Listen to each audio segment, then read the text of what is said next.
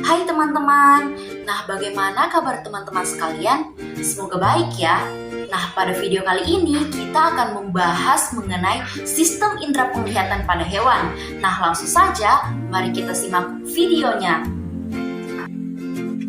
Nah, seperti yang kita ketahui bahwa indera penglihatan ini terdapat pada organ tubuh, yaitu organ mata. Nah, tetapi teman-teman, ternyata banyak juga binatang yang memiliki indera penglihatan yang tidak terlalu tajam, sehingga hewan-hewan ini menggunakan indera lain untuk mengenali lingkungannya. Nah, misalnya saja pendengaran untuk kelelawar. Nah, pada umumnya proses penglihatan dimulai dari masuknya cahaya ke kornea sampai dengan pembentukan bayangan di retina, di mana energi cahaya ini akan diproses menjadi sinyal elektrokimia yang akan dilanjutkan dan diproses di otak. Nah, teman-teman pasti pernah mengalami di mana pada saat kita menutup mata, kita tidak dapat melihat apapun yang ada di sekitar kita. Karena hal ini disebabkan tidak adanya cahaya yang masuk ke mata kita. Nah, hal ini merupakan salah satu contoh yang menunjukkan bahwa mata kita dapat melihat benda karena adanya cahaya yang mengenai benda tersebut kemudian dipantulkan ke mata kita. Bagaimana anatomi dan fisiologi indera penglihatan? Nah, pada anatomi dan fisiologi indera penglihatan, kita akan membahas alat tambahan pada mata, bola mata, dinding bola mata, dan juga cairan pada bola mata. Nah, yang pertama adalah alat tambahan pada mata. Alat tambahan pada mata ini terdiri dari alis, palpebra atau kelopak mata, lalu bulu mata, dan juga aparatus lacrimalis. Alis mata adalah rambut kasar yang terdapat di atas mata secara melintang dan tersusun rapi. Nah, fungsi dari alis mata ini untuk memperindah dan melindungi mata dari keringat. Kelopak mata. Kelopak mata adalah bagian mata yang dapat digerakkan untuk membuka dan menutup mata. Kelopak mata ini terbagi menjadi dua bagian, yaitu bagian atas dan bagian bawah. Kelopak mata bagian atas mempunyai otot yang disebut levator palpebrae yang dapat menarik mata untuk terbuka. Sedangkan pada kelopak mata bawah mempunyai otot orbicularis oculi untuk menutup mata. Bulu mata. Bulu mata ini adalah bagian mata yang terletak pada ujung kelopak mata yang berfungsi untuk memperindah mata. Aparatus lacrimalis. Aparatus lacrimalis adalah saluran yang mengalirkan air mata menuju konjungtiva kelopak mata atas. Nah, air mata ini berfungsi untuk membasahi dan membersihkan bola mata. Nah, kedipan mata ternyata dapat membantu penyebaran air mata. Sebagian air mata ini akan menguap dan sebagian lagi masuk ke dalam puncta lacrimalis di kelopak mata atas dan bawah di sudut dalam mata. Air mata ini mengalir ke kanalis lacrimalis dan bermuara di rongga hidung, sehingga apabila seseorang sedang menangis akan mengeluarkan cairan dari hidung. Kemudian yang kedua adalah bola mata. Bola mata dilindungi oleh pelupuk mata atas dan bawah. Untuk melihat, mata dapat terbuka, sedangkan bila tidur, mata akan menutup. Bola mata ini dapat bergerak ke kiri, ke kanan, dan ke bawah.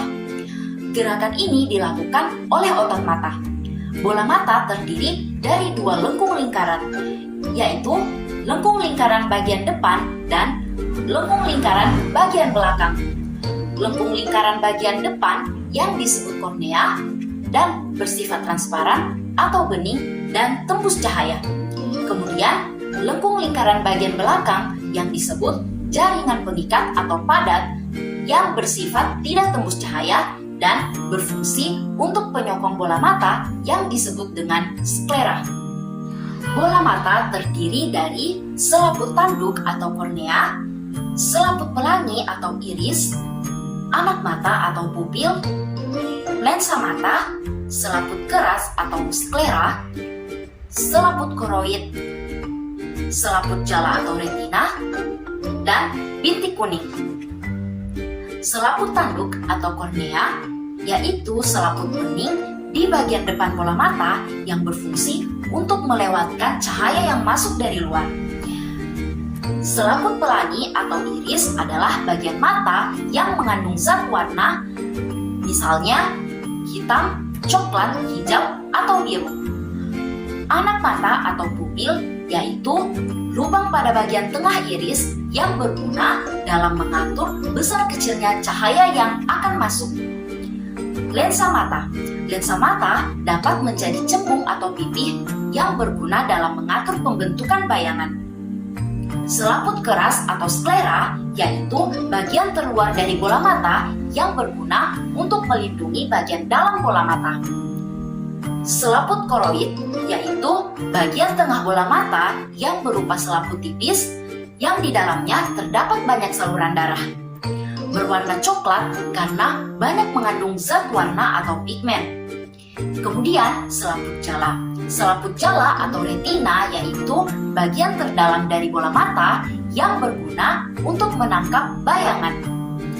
Kemudian bagian bola mata yang terakhir adalah bintik kuning. Bintik kuning ini yaitu daerah yang sangat mudah menerima cahaya yang akan masuk. Kemudian yang ketiga adalah dinding bola mata. Dinding bola mata ini terbagi menjadi 3 teman-teman. Yang pertama, tunika fibrosa atau lapisan bagian luar. Kemudian, tunika vasculosa yaitu lapisan bagian tengah. Kemudian, lapisan bagian dalam disebut sebagai tunika nervosa. Tunika fibrosa atau lapisan bagian luar ini merupakan suatu jaringan pengikat yang terdiri dari 2 bagian, yaitu bagian depan yang disebut kornea yang bersifat tembus cahaya, kemudian yang kedua bagian belakang yang disebut sklera yang bersifat tidak tembus cahaya. Nah, kedua lapisan ini merupakan pelindung bola mata serta membentuk bola mata. Kemudian tunika vasculosa atau lapisan bagian tengah. Nah, lapisan ini merupakan lapisan yang banyak mengandung pembuluh darah. Bagian belakang disebut koroid yang banyak mengandung pigmen. Ke arah depan koroid akan melanjutkan diri sebagai iris dan corpus ciliare yang mengandung otot polos yang dinamakan musculus ciliaris. Kedua ujung iris akan membatasi lubang yang dinamakan pupil yang berfungsi sebagai diafragma dan mengatur banyaknya cahaya yang masuk ke dalam bola mata. Kemudian tunika nervosa atau lapisan bagian dalam. Nah, lapisan ini merupakan lapisan yang terpenting dikarenakan terdiri dari jaringan saraf. Nah, di dalamnya terdapat reseptor penglihatan yaitu sel batang atau basili yang berfungsi untuk melihat senja atau gelap dan sel kerucut atau koni yang berfungsi untuk melihat warna. Nah, kedua reseptor penglihatan ini terletak dalam suatu lapisan yang dinamakan retina. Lapisan retina terbentang dari bagian depan tepat pada corpus ciliare dan ke arah belakang akan keluar dari bola mata melalui papilla nervopici sebagai nervus opticus. Pada bagian retina ini terdapat 2 bagian yang terpenting, yaitu bintik kuning atau fovea centralis dan bintik buta atau blind spot. Bintik kuning atau fovea centralis ini merupakan bagian yang paling peka terhadap kemampuan melihat atau kemampuan menerima reaksi penglihatan paling cepat. Sedangkan bintik buta atau blind spot merupakan bagian yang tidak mengandung reseptor penglihatan baik sel batang maupun sel kerucut sehingga tidak berfungsi untuk melihat. Kemudian yang keempat adalah cairan bola mata. Nah, mata akan selalu berbentuk bulat dikarenakan di dalam bola mata ternyata terdapat cairan-cairan yang selalu konstan dan volumenya tetap. Nah, ternyata di dalam bola mata ini terdapat 2 macam cairan, teman-teman. Nah, yaitu cairan yang terletak di depan lensa yang disebut aqueous humor dan juga cairan yang terletak di belakang lensa yang disebut corpus vitreum. Cairan yang terletak di depan lensa atau aqueous humor ini merupakan cairan yang jernih dan encer seperti air, yang selama produksinya selalu konstan. Bila suatu hal produksi dari sekresi ini terganggu, maka aqueous humor ini akan tertimbun dalam bola mata yang akan mengakibatkan tekanan intraokuler akan meninggi. Nah, kelainan ini disebut glaukoma. Kemudian, cairan yang terletak di belakang lensa atau disebut corpus vitreum ini merupakan cairan jernih tetapi konsistensinya atau kepekatannya itu seperti agar-agar. Lalu bagaimana penglihatan yang terjadi pada setiap hewan? Nah, pada sistem indera penglihatan hewan, kita akan membahas mengenai sistem indera penglihatan hewan vertebrata dan juga sistem indera penglihatan pada hewan invertebrata. Yang pertama adalah sistem indera penglihatan pada hewan vertebrata. Mamalia. Nah, pada umumnya semua jenis alat indera yang dimiliki manusia juga dimiliki oleh mamalia. Mamalia ini memiliki 5 jenis alat indera. Nah, masing-masing dari alat indera ini berkembang dan berfungsi dengan baik. Bahkan beberapa jenis mamalia memiliki alat indera dengan kepekaan yang sangat kuat terhadap rangsangan tertentu. Nah, salah satu contoh hewan mamalia adalah kucing. Pada dasarnya, penglihatan mata pada kucing hampir sama dengan penglihatan pada mata manusia.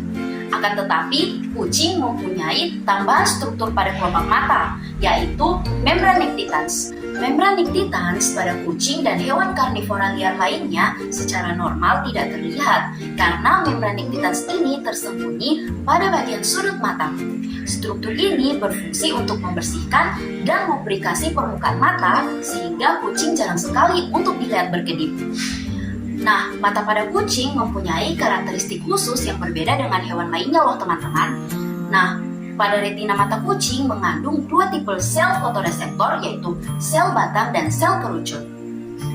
Sel batang akan bereaksi terhadap intensitas cahaya sehingga kucing mampu membedakan warna hitam, putih, dan bayangan abu-abu. Sedangkan sel kerucut berfungsi untuk melihat warna.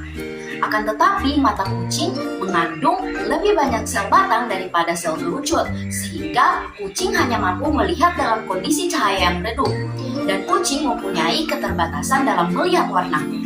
Kekhususan pada mata kucing lainnya adalah kucing mempunyai mata yang dapat bercahaya di tempat yang gelap. Nah, hal ini disebabkan oleh adanya tapetum lucidum atau sel-sel lapisan khusus yang terletak di belakang retina. Nah, sel-sel tapetum lucidum ini dapat merefleksikan cahaya kembali ke retina. Kondisi ini merupakan proses refleksi dan dengan jumlah sel batang yang banyak pada retina, maka kucing dapat melihat objek pada kondisi gelap. Tetapi, kucing tidak dapat melihat pada kondisi gelap total. Burung atau aves. Nah, mata burung mirip dengan mata reptil, teman-teman.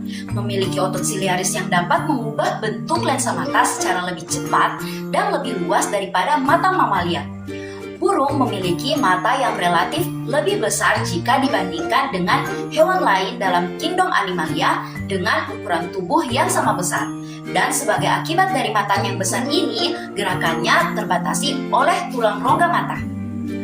Mata burung mampu berakomodasi dengan cara mengubah bentuk lensa matanya. Pada saat burung melihat benda yang jauh, lensa mata burung akan memipih. Kemudian sebaliknya, pada saat burung melihat benda yang dekat, lensa mata akan mencembung. Pada umumnya, mata burung terletak di sisi kiri dan kanan kepalanya agar dapat melihat keadaan di sekelilingnya tanpa harus memutar kepala. Beberapa jenis burung pemangsa, misalnya burung hantu, memiliki mata yang menghadap ke depan. Pandangan binokuler ini memungkinkan burung hantu untuk melihat benda-benda yang dekat dan jauh sehingga mampu memperkirakan jarak suatu benda. Hal itu penting bagi burung-burung pemangsa untuk mengintai dan menangkap mangsanya. Aktivitas burung hantu ini banyak dilakukan pada malam hari. Oleh karena itu, retina matanya lebih banyak mengandung sel-sel batang dibandingkan sel-sel kerucut. Burung yang banyak beraktivitas pada siang hari memiliki retina mata yang lebih banyak mengandung sel-sel kerucut. Sel kerucut ini peka terhadap cahaya yang kuat. Pada retina burung juga terdapat pektin yang merupakan kelanjutan dari saraf mata ke bola mata, membentuk lipatan dan di dalamnya terkandung banyak pigmen. Fungsi pektin ini belum diketahui secara pasti, tetapi diduga berhubungan dengan indera penentu arah. Pektin pada burung yang biasa terbang tinggi, misalnya merpati, akan berkembang dengan baik. Reptil. Salah satu contoh hewan reptil adalah ular. Pada umumnya ular ini tidak dapat melihat baik dan jelas objek di depannya. terkecuali pada beberapa spesies ular yang telah menyesuaikan dirinya dengan waktu berburu di siang hari. Ular hanya dapat melihat bentuk tetapi tidak detail. Itulah kenapa ular pada dasarnya buta. Akomodasi pada semua reptil kecuali ular diatur oleh lensa yang dikelilingi dengan cincin otot sehingga lensa dapat memipih dan membesar. Sementara pada ular, untuk akomodasi lensa matanya dapat diarahkan maju mundur. Mata pada ular tidak memiliki kelopak mata tetapi dilindungi oleh selaput transparan. Penglihatan ular tidak sejelas penglihatan manusia loh teman-teman. Nah, sensor yang ditangkap adalah hanya bayangan dan sensitif terhadap cahaya dan panas. Hewan ular ini menggunakan sensor infrared untuk melihat. Dengan adanya sensor ini, maka ular mudah melihat mangsanya yang memiliki suhu di sekitarnya. Sebagian besar ular juga memiliki mata median yang berada di atas kepalanya. Mata median ini merupakan hasil invaginasi dari encephalon. Mata median ini tidak membentuk gambaran retina. Fungsinya adalah untuk mengamati durasi dari fotoperiodisme lingkungan dan memasukkan pengaruhnya terhadap ritme biologis. Amfibi, salah satu contoh hewan amfibi adalah katak. Mata katak berbentuk bulat serta dilindungi oleh kelopak mata atas dan kelopak mata bawah. Bagian sebelah dalam mata terdapat membran nictitans, yaitu suatu selaput tipis yang tembus cahaya. Membran nictitans ini berfungsi untuk menjaga agar kornea mata tetap lembab ketika berada di darat dan menghindari gesekan ketika katak menyelam dalam air. Hal itu merupakan bentuk penyesuaian sifat katak sebagai hewan amfibi. Lensa mata katak tidak dapat berakomodasi, oleh karena itu katak hanya dapat melihat benda dengan jarak tertentu saja. Nah, kemudian ikan atau Pisces. Nah, indera penglihat ikan terletak di kedua sisi kepalanya. Bola mata ikan tidak dilindungi oleh kelopak, tetapi dilindungi oleh selaput tipis yang tembus cahaya. Ikan dapat melihat dengan jelas di dalam air karena baik air maupun kornea ikan membiaskan cahaya pada sudut yang sama. Sel-sel saraf penglihat pada ikan terdiri atas sel-sel batang dan sel-sel kerucut. Sel-sel batang akan menyebabkan ikan dapat melihat dengan jelas di tempat yang kurang menerima cahaya. Ikan juga dapat melihat warna walaupun hanya sampai tahap tertentu. Ikan mudah melihat warna merah dan kuning, tetapi sulit untuk membedakan warna hijau, biru, dan hitam. Mata ikan ini dapat berakomodasi dengan cara mengubah kedudukan lensa mata ke belakang dan ke depan. Nah, gerakan ini dilakukan oleh otot kecil yang disebut retractor lentis. Nah, selanjutnya kita akan membahas mengenai sistem indera penglihatan pada hewan invertebrata. Protozoa. Nah, apakah teman-teman tahu bahwasannya protozoa ini umumnya tidak memiliki indera loh? Nah, meskipun demikian, protozoa ini peka terhadap rangsangan. Nah, yaitu terhadap rangsangan yang lembut, maka protozoa ini akan mendekat. Dan terhadap rangsangan yang kuat, maka protozoa akan menjauh. Nah, salah satu contoh dari protozoa adalah Euglena. Euglena memiliki stigma, di mana stigma ini disebut juga sebagai eye spot atau bintik mata. Stigma berwarna merah yang menonjol di dekat dasar flagela pada kutub anterior. Stigma ini terdiri dari 30-50 butir karotenoid yang disisipkan dalam matriks tak berwarna. Stigma berperan dalam fototaksis atau gerakan yang terjadi pada organisme ketika menanggapi rangsangan cahaya. Coelenterata. Nah, salah satu contoh dari hewan Coelenterata adalah ubur-ubur. Hewan berongga seperti ubur-ubur memiliki sel-sel pigmen dan sel sensori yang peka terhadap cahaya serta sejumlah tentakel sebagai alat peraba.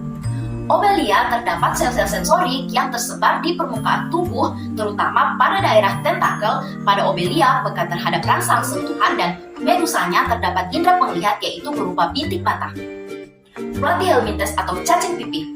Cacing pipih memiliki sistem penginderaan berupa oceli, yaitu bintik mata yang mengandung pigmen peka terhadap cahaya dan tonjolan menyerupai telinga disebut auricle.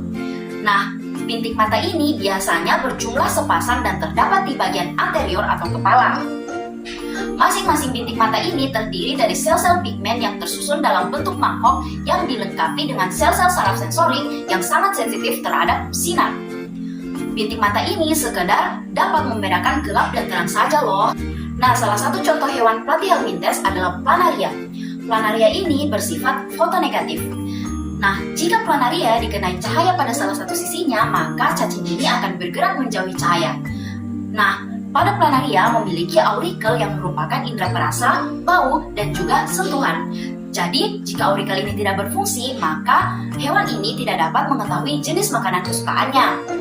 Nah, Planaria memiliki kemoreseptor pada sisi kanan dan kiri anterior atau kepala, sehingga memungkinkan untuk bereaksi terhadap zat makanannya yang berupa rangsangan zat protein. Jika mangsanya tersentuh, maka ujung anterior akan berbelok dengan cepat ke arah mangsa dan kemudian akan melingkarinya. Moluska. Nah, salah satu contoh hewan moluska adalah bekicot. Nah, bekicot ini mempunyai dua pasang antena. Pada sepasang antena yang panjang, di ujungnya terdapat mata sebagai indera penglihatan, sedangkan sepasang antena yang pendek berfungsi sebagai indera peraba. Nah, bekicot mempunyai sepasang tentakel sebagai indera peraba dan perasa yang bergerak dengan perut. Tentakel berguna untuk merasakan perubahan suhu tubuhnya sebagai petunjuk jalan dan sebagai petunjuk adanya makanan. Dua tanduk yang lain mempunyai dua bintik hitam yang berfungsi sebagai mata untuk membedakan keadaan gelap dan terang. Echinodermata. Nah, salah satu contoh hewan echinodermata adalah bintang laut. Nah, bintang laut ini sebenarnya memiliki mata yang berada di setiap ujung lengannya. Nah, mata ini tergantung pada banyaknya jumlah lengan, maka sebanyak itulah juga jumlah mata yang dimiliki oleh bintang laut. Bintang laut tidak bisa mendeteksi warna, sehingga warna yang terlihat hanya terang dan gelap saja. Nah, bintang laut ini juga tidak bisa melihat benda yang bergerak cepat saat mereka berjalan perlahan. Jika ada yang berenang dengan cepat, maka bintang laut tidak bisa mendeteksinya. Bintang laut tidak dapat melihat rincian apapun karena mereka memiliki begitu banyak sel pendeteksi cahaya. Insekta. Pada umumnya, serangga memiliki mata majemuk atau faset sebagai indera penglihatannya. Mata majemuk ini terdiri atas ribuan unit visual atau alat penerima rangsang cahaya yang disebut omatidium atau omatidia. Tiap-tiap omatidium ini memiliki satu lensa yang hanya mampu menerima rangsang cahaya yang jatuh tegak lurus. Mata majemuk ini memungkinkan serangga untuk melihat objek yang bergerak dengan cepat. Oleh sebab itu, kita sulit menangkap lalat atau serangga yang lain. Selain mata majemuk, serangga ini juga memiliki mata tunggal yang disebut ocellus atau ocelli. Ocellus ini tidak dapat mengindra bayangan sejati. Ocellus berfungsi untuk menangkap perubahan intensitas cahaya, kemudian serangga menanggapi dengan meningkatkan atau mengurangi aktivitasnya. Rangsang cahaya yang jatuh di ocellus akan meningkatkan kecepatan berjalan atau terbang serangga. Mata serangga dapat membedakan warna dan bentuk benda. Nah, itulah tadi pembahasan kita mengenai sistem indera penglihatan pada setiap hewan. Dengan begitu, maka berakhirlah pembahasan kita pada materi sistem indera penglihatan pada hewan. Nah, semoga teman-teman bisa memahami apa yang telah disampaikan ya. Sampai jumpa pada video berikutnya.